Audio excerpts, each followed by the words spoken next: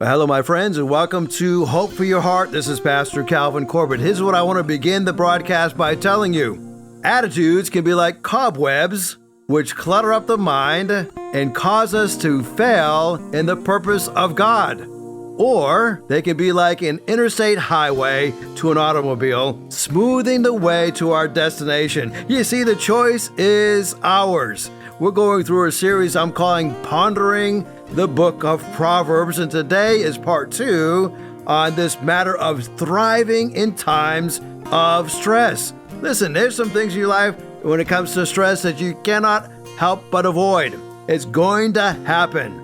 We learned yesterday in the broadcast that when we are facing stress, it's a great time to tighten up my plans, tighten up my priorities.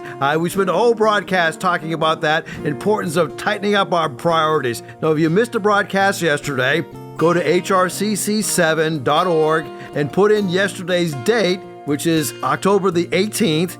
That date may be wrong, but look up the part 1 of the message and you can learn how to tighten up your plans. And today, we're going to be looking at lightening up my attitudes and my actions. So write down the name of a person or think about a person that you greatly admire. If you greatly admire that person, it's because they have plans and priorities that are tight, but they are not taking themselves so seriously. They lighten up their attitudes and they lighten up their actions. Proverbs 12:25 says, anxiety in the heart of a man.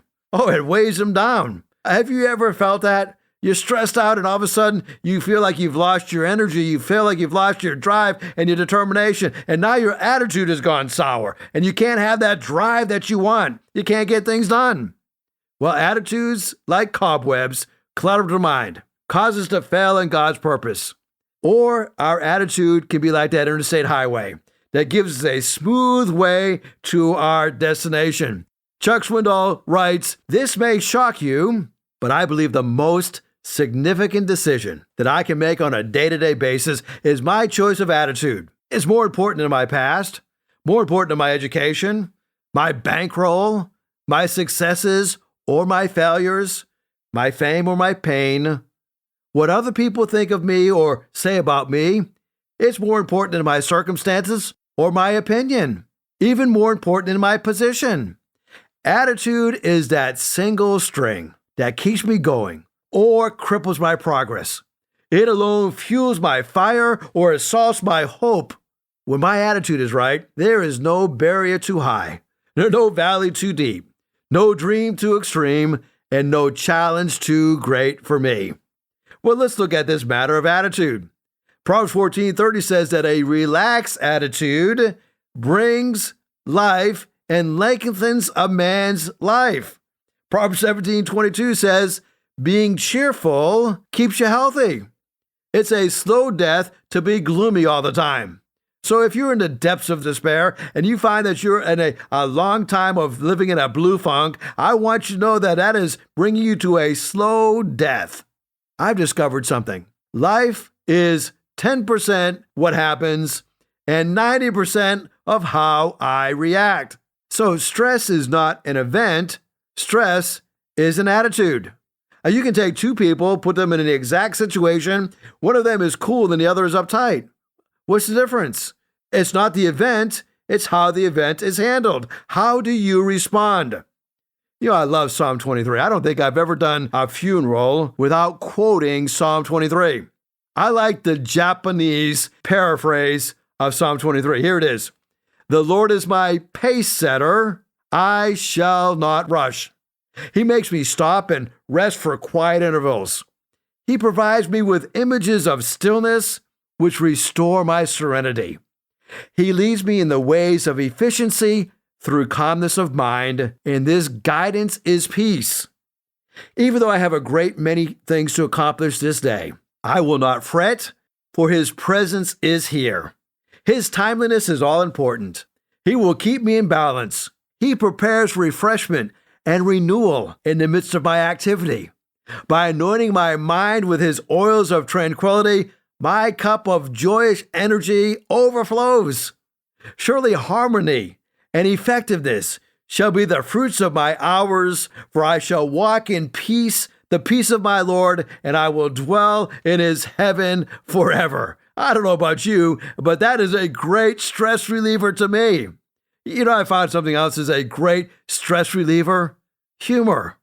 Have you heard people going through a tough trial and they say, well, someday I'm going to look back at this and I'm going to laugh? Somebody put it this way: time plus tragedy equals humor. Well, whenever I hear that someday I'm going to look back at this and laugh, I always want to say, why wait? Why not laugh right now? You see, attitudes are so important. As a matter of fact, the Bible has a great deal to say about our thinking process, which produce our attitudes and which in turn produces our actions. Proverbs 23:6-7 shows that a man who is thinking selfishly will inevitably become a hypocrite. Look what it says. Proverbs 23:6. Do not eat the bread of a selfish man or desire his delicacies, for as he thinks within himself, so is he. He says to you, eat and drink, but his heart is not with you. So if you want to thrive in times of stress, you've got to have the right attitude. Realize that God's going to work this thing out for his good and our good and his glory. Ultimately, it's going to come around. Just hang in there. Realize that God wants to take this setback as a setup to prepare me for something better. Attitudes are so important. So if you're going to be successful in navigating times of stress, you got to tighten up your plans. I've discovered that when I'm under a lot of stress, one of the first things I ask myself is, okay, what in my calendar is off balance? What can I remove from my calendar? What can I pass on to somebody else who is more gifted? We're in the middle of a building program right now, and I'm going to get in there and help our team with the painting and the flooring and whatever I need to do. But you know what I've discovered? That is not my top priority. Oh, I want to be involved in it. Don't take me wrong. But when it comes to building things, if I build something, it'll be up, but I'm not really good at that stuff, right? That's not my top priority. Even simple things. My father-in-law called me the other day, and he had a pipe that was clogged, and so I went over there and I said, well, let me see what we can do. And I tried to run a snake down through it, and that didn't unclog it. And I even tried to pull up the toilet and try to put a snake down through there, and I couldn't get it unclogged. And I finally said to him, I said, we can spend a lot of time on this thing. We can try to crawl into the house, and I'm not big at crawling into the house because I'm extremely claustrophobic, and his crawl space is only about 12 or 13 inches, and my big body cannot barely fit through that, that little tight spot. And I said, we can spend a lot of time on this, or I know a man who can come fix this.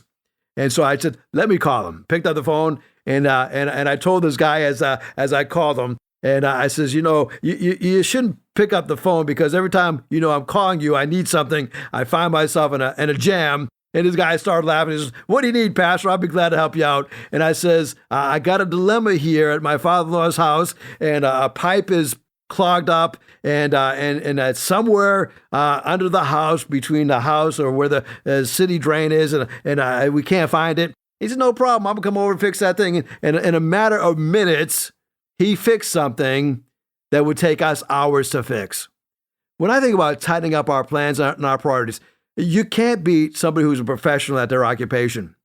So discover what is your priorities, discover what is your plans, focus on that, and then when you have a clear direction from God, lighten up your attitude and your actions, okay? Anxiety will weigh you down, but realize that life is so short, and we got to take what we do seriously, but we better not take ourselves too seriously. So when I think about this whole matter of being positive, rate yourself on a scale of 1 to 10. The third thing that we're going to look at when it comes to thriving in times of stress, tighten up my plans and my priorities. Number 2, lighten up my attitudes and my actions. And number 3, brighten up my relationships with God and with others. Proverbs 10:27 says this: reverence for God adds hours to each day. Oh, wait a minute. Did I read that right? Reverence for God adds hours to each day. My days get longer. I get more done when I prioritize reverence for God. Now, when stress comes into our lives, It's so easy for us to not spend the time with the Lord, not spend the time with others that we should. But stress is a warning light. Not long ago, my vehicle dashboard warned me that one of my tires was low on air pressure. Now, I'm glad that told me that before the tire went flat. It gave me a warning that I better check out that tire and get it to the proper inflation because it's losing air. And if I ignore that warning light, then I'm going to get a flat tire. And it's better to deal with it now than to be stuck on the side of the highway with a flat tire. You see, it pre-warned me that I need to check my tire. Whenever I get under stress, it means that I've taken my eyes off the Lord. It means that I'm starting to look at something else in the pressures of my life. I'm looking at the circumstance instead of looking at the Lord. So here Proverbs tells us, reverence for God adds hours to each day. Look what Proverbs 14:26 says. Reverence for God gives a man deep strength. Okay, so I'm going to get more hours in the day as I put reverence for God at the top of my priority. I'm also going to have more strength because I'm tapping into God's strength. Proverbs 3, 5, and 6. This is the Living Bible version. Trust the Lord completely. In everything you do, put God first, and He will direct you, and He will drown your efforts with success. Don't you love how that's put? In other words, when I trust the Lord completely in everything, and I put God first, this is relationally, He directs me, and He drowns me with success. When a person is drowning, they are overcome with water. A person who is drowning with success means I'm overcome with success because everything I do, I put God first. In Ephesians 5:21, it tells us to honor Christ by submitting to each other. So I brighten up my relationship with God and with others. So loving God and loving people actually reduces stress. Using God and using people increases my stress. You see, the reason you get under stress in your schedule is because you take yourself too seriously. Recently, I was on vacation, and I got thinking about this, and I probably took myself too seriously during my vacation because we were in the middle of a building coming in, and we're in the middle of a building program, and so I felt like the building project would stop if I didn't stay connected. And what I'm really thinking is I'm taking myself too seriously because one day I will not be the pastor at Hickory Ridge Community Church. One day the church is going to have to go on, and it will probably go on just fine without me. Oftentimes I'm filled with stress because I am taking myself way too seriously. Now, I take what I do seriously, but I shouldn't take myself so seriously. And then the reason we battle stress is because we don't take God seriously enough. God is sovereign. God is all-powerful. God is all-knowing. If we really believe this, we realize that He can handle any crisis that comes our way. Jesus said, "What will a man give in exchange for his soul?" Are you making time to get to know God? I'm not saying taking time. I'm saying, are you making time? You may say, well, I don't have the time to sit down and to pray every day. I don't have time to sit down and read the Bible. Then you're too busy. You study the life of Jesus, and no matter how busy Jesus got, He took the time to pray. You see, reverence for God gives a man deep strength. A daily quiet time is a great decompression chamber, a great de-stressor. Why? Well, one of the reasons is because we spend most of our time with people. As you spend time with people, that can be an opportunity for you to experience some stress, but you can look at it as also an opportunity to be relieved with some stress.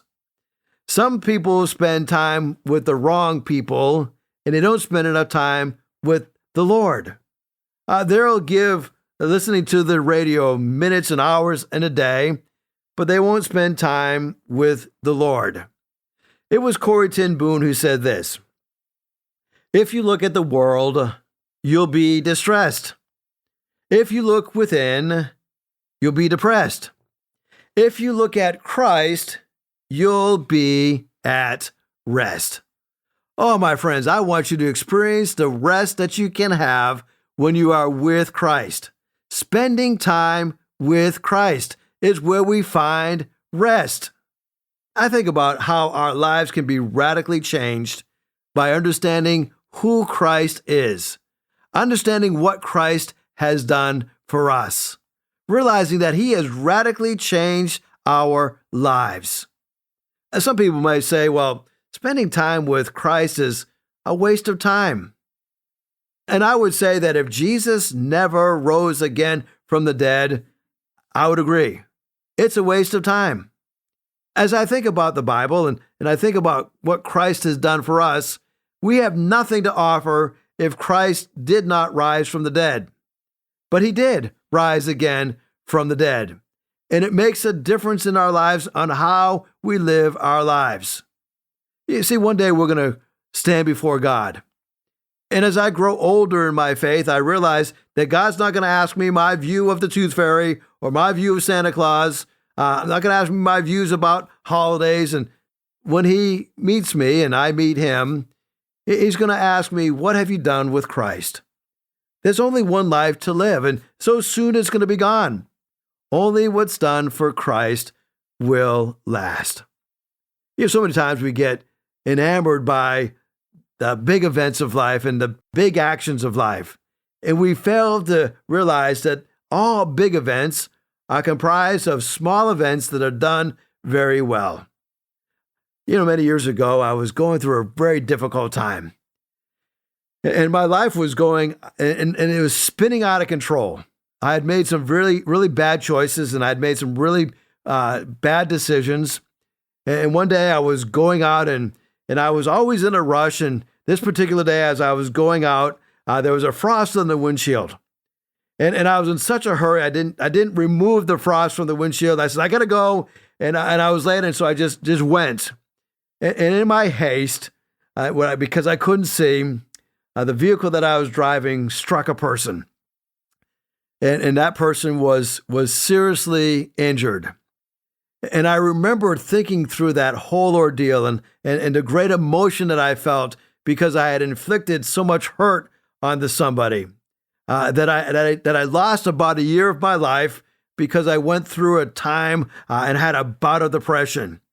And during that time, I couldn't seem to work myself free. And it felt like all the world is going back to what we would call normal. And they were enjoying life and moving on ahead. But it seemed like time just stopped for me. I was a student in college, and I was trying the best I could to keep my academics together. And I felt like I was just walking through a fog day in and day out, just walking through this fog. And I felt like I was accomplishing nothing productive. I was just overwhelmed with grief, overwhelmed with this depression, and I couldn't move on. I got stuck in a rut, and I decided I'd go to a counselor, and one of the counselors there at the college would meet with me every week, and it was a time of really encouragement, but I had trouble getting past that pain, getting past that depression. And finally, he gave me some really good advice. And maybe this will help you. If you feel like you're stuck, right? And you feel like you're making no headway, he said, as you think about God's working in our lives, God knows exactly what we're going through. God knows exactly our breaking point, but God wants us to not just look at this from our angle, but look at it from His angle, the angle of others, and then we can get relief. When God brings comfort to our lives, it's much bigger than ourselves. That comfort that He gives to us is designed, yes, to get us through that trial, to get us through that stressful situation, but then it's designed to bring glory to God by helping somebody else who goes through that same experience. It was at that point that I memorized what I call my life verse, 2 Corinthians 10:13. And in that chapter, Paul is dealing with an issue of pride. And he's dealing with the fact that we battle with pride, but as we battle with pride, we don't understand the significance and the stronghold that it has upon us. And we can even take situations that are bad and turn it into an issue about, what about me? We can easily turn inward when pressure is placed upon us, when setbacks are experienced in our lives. And so Paul said to the Corinthian church, and this is his second letter that he's writing to them, because the first letter that he wrote to them, it fell on deaf ears for the most part. One of my favorite chapters in the Bible is Jonah chapter 3, and it begins with these words, "And the word of the Lord came a second time to Jonah." Oh, don't you love that? In the midst of your chaos, in the midst of your struggles, in the midst of your trials, the word of the Lord can come to you a second time. Well, God came to me a second time in the midst of my depression, in the midst of my trial, and he gave me a wonderful verse in 2 Corinthians 10:13. Paul is writing to the Corinthian believers who feel like they're overwhelmed with pressure, overwhelmed with strife in their lives. And he says, there is no trial taken you, but such as is common to man. Oh, I love that phrase, common to man. What I was going through was not unique to me. It was common to men, common to mankind. In other words, we all from time to time go through times where we're discouraged and times where we're depressed. And I know that there's different levels. You may not go through the level that I went through, and I may not have gone through the level that you've already gone through. But there's times where we face depression. There's times that we face difficult times. And Paul wants us to remember it's common to man. You see, it's very dangerous for you to become isolated in your times of sorrow. That's why we have funeral services.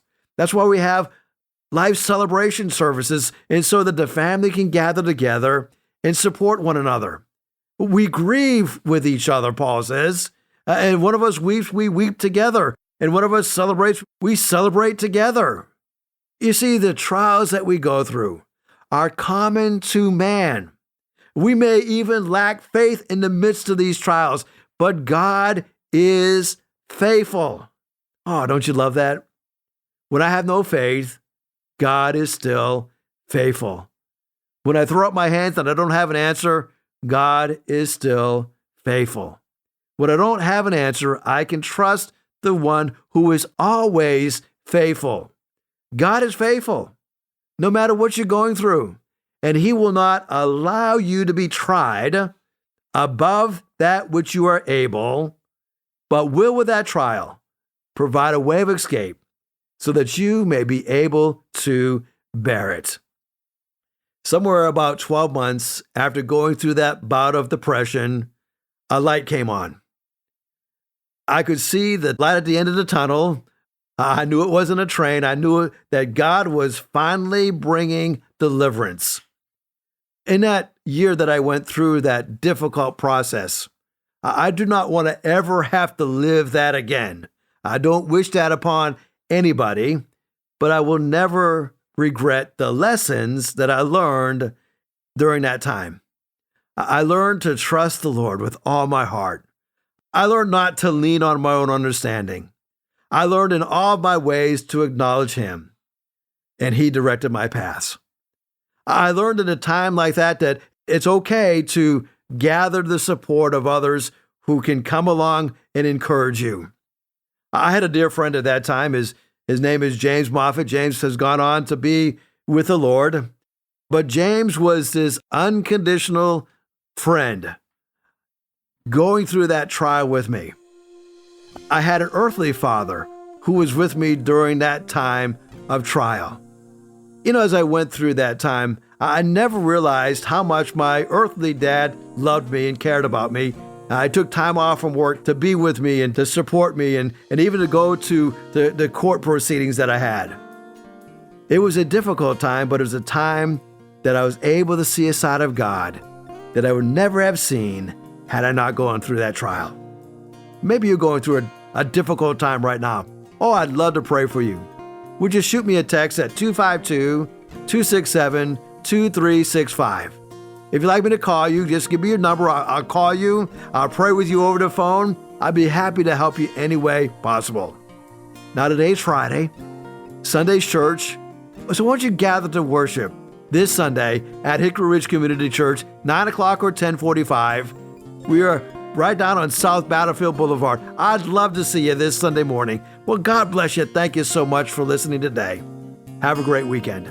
If you'd like to hear this broadcast again, you can have a free download at buzzsprout.com/1890557, or you can listen on Amazon, Spotify, Google Podcast, and Apple Podcast. Hickory Ridge Community Church is located at 3320 Battlefield Boulevard South in Chesapeake, Virginia. Sunday service times are 9 a.m. and 10:30 a.m. We'd love for you to join us. For more information, go to hrcc7.org. And remember, no matter what you're going through, in Jesus Christ there is always hope for your heart.